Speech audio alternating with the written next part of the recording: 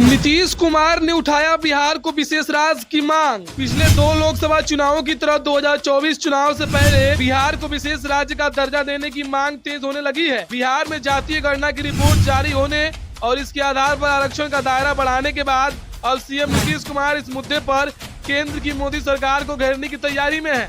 उन्होंने ऐलान किया है कि विशेष राज्य का दर्जा नहीं मिला तो राज्य भर में आंदोलन करेंगे। नीतीश कैबिनेट ने इस संबंध में प्रस्ताव पास कर केंद्र को मंजूरी के लिए भेजा है।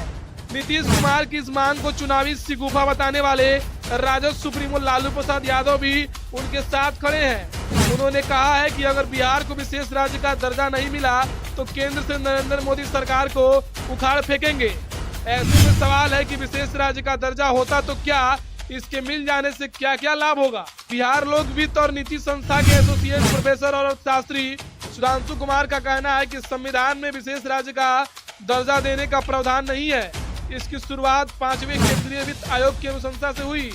इनमें वे राज्य थे जो अन्य राज्यों की तुलना में भौगोलिक, सामाजिक और आर्थिक संसाधन के लिहाज से पिछड़े थे। नेशनल डेवलपमेंट काउंसिल ने पहाड़, दुर्गम क्षेत्र, कम जनसंख्या, आदिवासी इलाका, अंतर्राष्ट्रीय बॉर्डर, प्रति व्यक्ति आय और कम राजस्व के आधार पर इन राज्यों की पहचान की थी। विशेष राज्य का दर्जा देने के लिए जो तरीका अपनाया गया वो गाडगिल फार्मूला के नाम से जाना जाता है। इसमें कुछ क्राइटेरिया तय किया गया।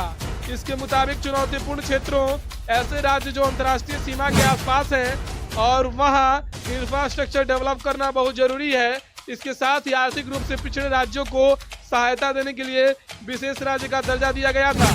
1969 में 5वें वित्त आयोग ने गाडगिल फार्मूले के तहत पहली बार 3 राज्यों को विशेष राज्य का दर्जा दिया था।